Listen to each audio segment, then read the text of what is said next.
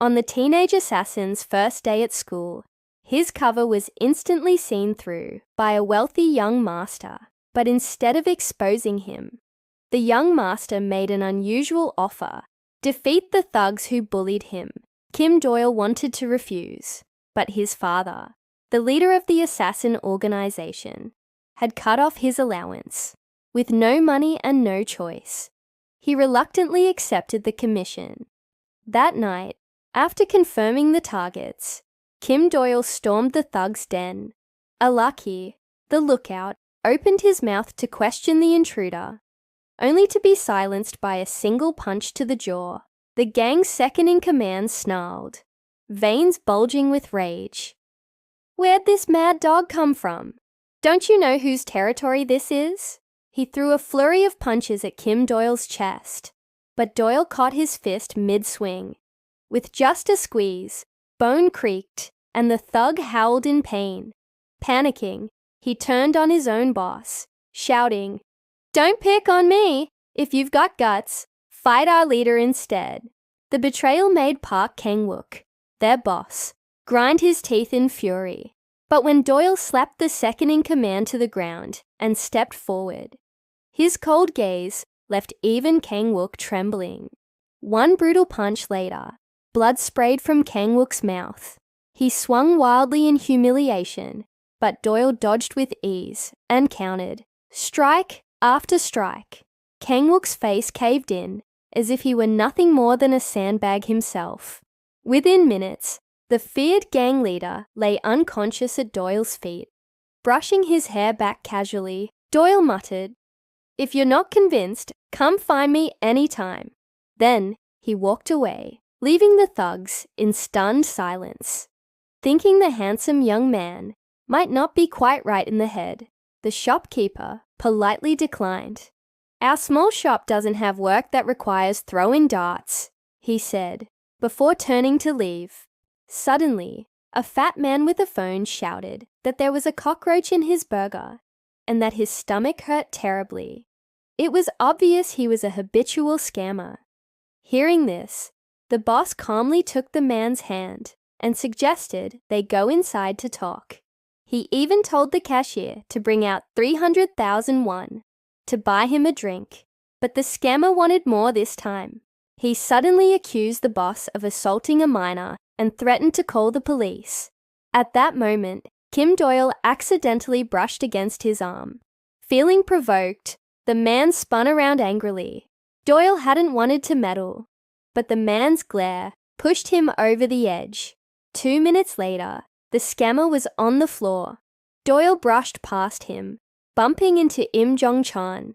When Yong-chan entered the fast food restaurant to check on his men, he found 2 subordinates lying motionless on the ground, mouth stuffed with fries. His face instantly darkened. Realizing the truth, he roared for his men to capture the boy in the Seekman school uniform. Meanwhile, Kim Doyle was still worrying about finding a day job when he suddenly ran into the young master. Surprised by his battered face, Doyle asked, "Who beat you up again?" The young master only smiled. "Thank goodness you're safe." Before Doyle could reply, Jong-chan's men arrived and arrogantly ordered him to surrender. Annoyed, Doyle sighed and asked the young master, "The per-head fee hasn't changed, right?" After getting confirmation, Doyle smashed a cola can into a thug's face, flipped him over his shoulder, and slammed him to the ground. His terrifying combat skills left the others frozen. Brushing back his hair, he asked coolly, "There's a performance bonus too, right?" Later, the young master happily treated Doyle to ramen. The bonus hadn't been decided, but Doyle demanded 5 million won, claiming he would destroy Kyung within a week. The young master laughed until his stomach hurt.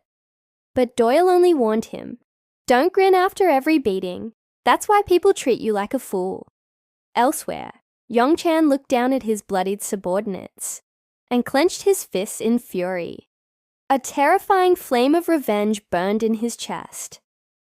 Kim Doyle's extermination plan had only just begun. But Kyung wasn't an ordinary school. 90% of its students had criminal records. And instead of enforcing rules, the administration openly accepted bribes and turned a blind eye. The worst of them all was Pia, a member of the 12 Nationals and Kyung's current boss. Through force, he had unified the school's divided factions and now ran motorcycle theft, insurance fraud, extortion, and other crimes. To him, human life was no more than an ant. You just need to trick Kim Doyle into coming here, and it's over. You'll have to call him sooner or later anyway. The rich kid hung his head, breath weak and shallow. Old memories surged. His father's voice echoing, "You useless thing. Who do you take after with this pathetic behavior? The stupid things you do are exactly like your mother." Im Yong-chan's mocking voice snapped him back. "Cowardly fool." The rich kid clenched his jaw. "I'm not a fool." For a moment, Yong-chan blinked in surprise. Then the boy lifted his head, eyes sharp. "You're the real idiots." Yong-chan squinted, laughing coldly before slashing the boy's face with a knife. Pain exploded across his cheek, and he screamed, only to have Yong-chan's hand clamp over his mouth. "Don't think just because I spoke nicely for a moment you can push your luck." Yong-chan hissed, but this time, the rich kid resisted. He grabbed Yong-chan's arm, defiance burning where fear had always lived. Yong-chan sneered. "What a waste! Can't even understand human speech." He yanked free and slapped the boy across the face. Again and again, 20 times until he collapsed unconscious. "Find out where Kim Doyle is," Yong-chan ordered his men. "Even if you have to tear his mouth open." Rain washed over the boy's bruised face as he stirred, whispering words he had never dared before. "You're the ones doing wrong. Why are we called idiots for being bullied? You're the strange ones. If only you didn't exist." He raised his voice, screaming, "You're the idiots." Yong-chan froze for 2 seconds, then snarled, "Having a Chunibyo episode. You sound delusional." He grabbed the boy's hair, blade poised for his eye, when a shout rang out, "Boss, that kid from the fast food place is here." Yong-chan turned stiffly. Standing behind him was his nemesis, Kim Doyle. Doyle picked up a broken phone from the ground. "Who did this?" His eyes fell on his ruined meal of spicy pork, and his expression darkened. Sweeping his hair back, he vowed, "I'll teach you bastards a lesson." Yong-chan grinned. "Nice to meet you, Kim Doyle." But before he could finish, Doyle struck him hard, so fast he never saw it coming. "Impossible. I'm the ghost guard, Im Yong-chan, the one who crushed the legendary runaway gang at 12. How could I lose to a nobody?" He lunged, unleashing every trick and strike he knew. But Doyle slipped past them all with uncanny ease. Bloodshot with rage, Yong-chan pressed on, until Doyle's fist smashed into his head, followed by a storm of blows. Reeling, Yong-chan staggered, but refused to fall. Doyle smirked. "Not bad. You can take a hit. Perfect. You'll make a fine punching bag." He beckoned with a finger. "Where should I start?" "You tell me." Dazed, Yong-chan couldn't respond, before another punch sent him spinning. A memory flashed. Another opponent he once couldn't dodge. Another fist he couldn't block. Tears welled as his body trembled. Collapsing to the ground, he looked up at Doyle, whose terrifying aura was identical to that man's. In that instant, every hair on his body stood on end. This new section has some wild energy. It's like a mix of gritty street fight pulp, over-the-top manhwa drama, and chaotic translation. I'll polish it so it's smoother, easier to follow, but still keeps that raw, violent, almost absurd atmosphere you're aiming for. Kim Doyle frowned. He couldn't understand Im Yong-chan's strange behavior. But that didn't matter. With a swift kick to the chin, he shattered Yong-chan's jaw. The rich kid froze, stunned. Doyle really did treat Yong Chan like a human punching bag. Meanwhile, at the Tiger faction headquarters of the runaway gang, thugs littered the hallway, writhing in pain. A long-haired man slurped instant noodles leisurely. Facing a bold strong man drenched in blood, he calmly stabbed chopsticks into the man's arm. The victim rolled his eyes in agony. "So," the long-haired man said politely, "you agree to join us?" The thug nodded frantically. "Excellent. Have a wonderful day." He turned to leave when a subordinate hurried over. "Boss, Im Jong-chan keeps calling. Sounds urgent." The long-haired man took the phone. "Hello." A calm voice answered. "Are you Bisho?" He froze, unable to place the stranger, until the voice continued. "Weren't you looking for me?" It was Kim Doyle. A wicked smile spread across the long-haired man's face. This man, Pashiel, had been twisted since childhood. At 16, when his younger brother cried non-stop, he poured boiling water over him, leaving him disfigured. In prison, Pashiel learned the world's darkest truth. Not all criminals pay for their sins. With money and power, one could play God. Upon release, he hunted down his brother, determined that no one like him should exist, because he alone deserved to be God. Now he sent his strongest fighter, a 9th-degree Taekwondo master, to crush Kim Doyle. But within minutes, Doyle had kicked the man out a 4th-floor window. Even more shocking, the expert stood up, unharmed. "Interesting," Doyle muttered, leaping from the window and landing smoothly before him. "Jang?" "Hey," the fighter hesitated. He had a strategy. If he could just grab Doyle, speed wouldn't matter. Seizing the chance, he lunged and managed to snag Doyle's clothing. But Doyle twisted, dropping low, bracing with his hands, and launched both feet, one into Jang's chin, the other into his gut. Blood sprayed as Jang staggered back. "You trash!" Jang roared, wiping his mouth. "I was chosen by that person. I won't lose to scum like you." He unleashed his ultimate technique. Lock the neck, seize the back, crush the waist. But Doyle tilted his body mid-grapple, dissipating the force. Impossible. How does Trash know such professional counters? Before Jang could react, Doyle hoisted the 200-pound man and slammed him headfirst into the ground. Terrified, Yang collapsed, trembling. "What is this, kid?" Power and technique like this can't exist in one person.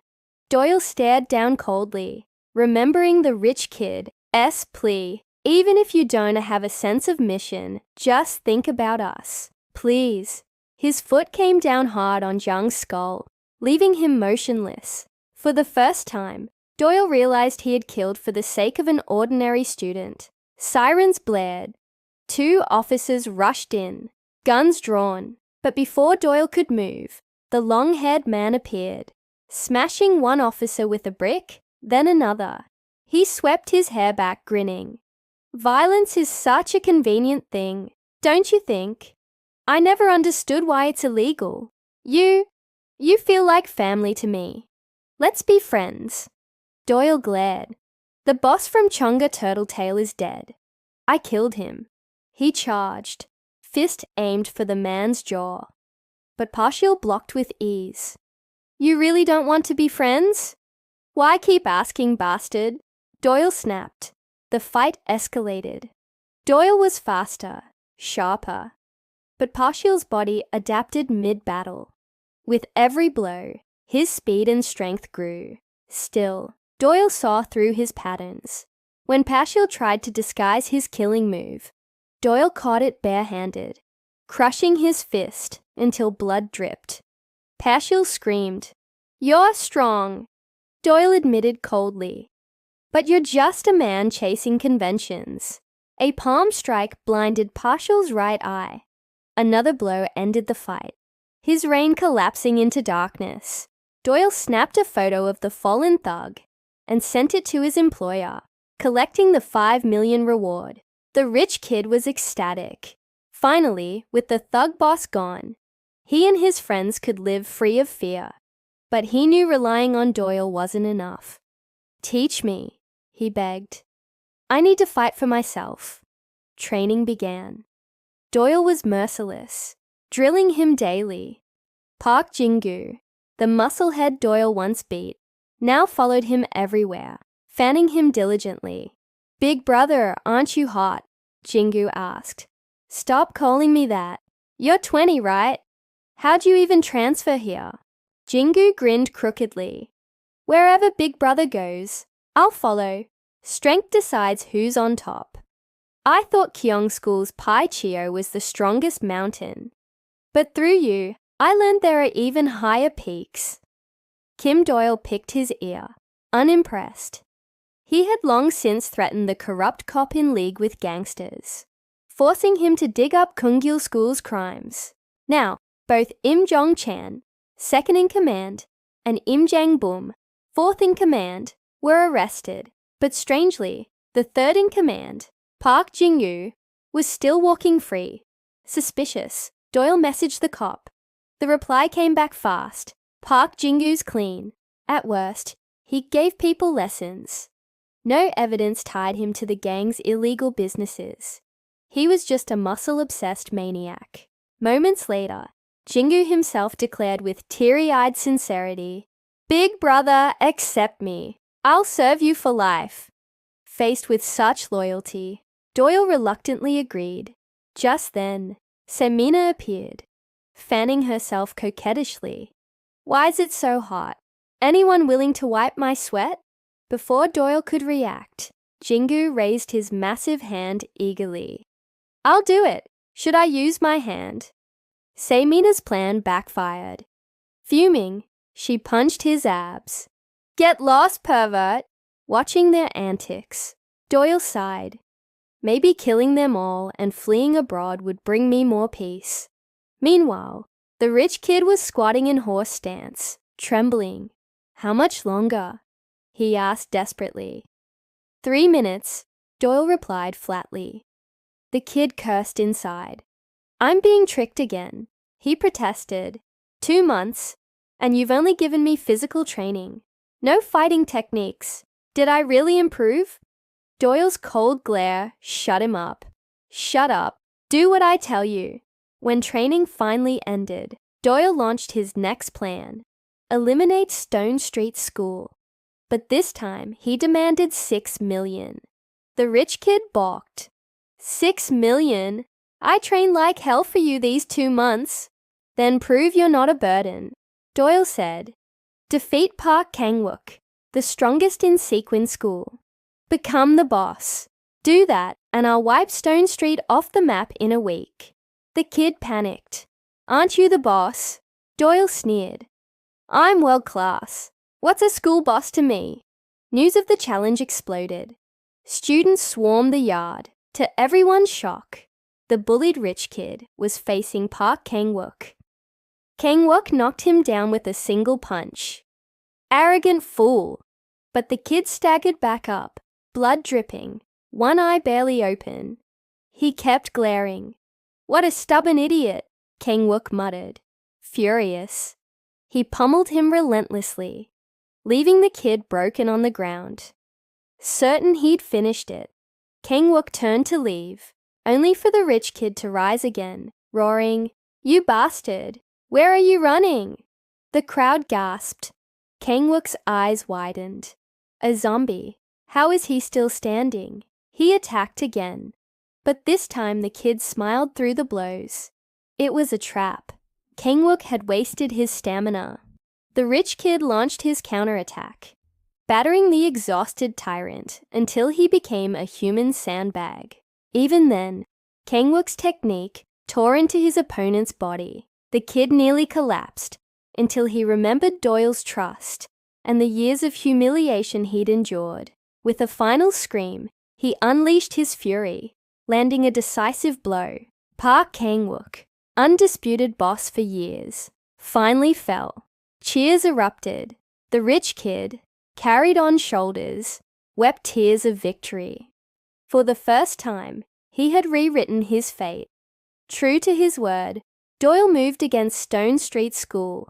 At their base, he knocked everyone out with pool balls and confronted fourth-ranked Kwon Jung-soo. "Live or die, your choice," Doyle said coldly. "Do this. 1. Compile every scrap of evidence from your illegal student sites and send it to the app I gave you. 2. Tell your boss Wang-gi to come kneel at Sakeman's school.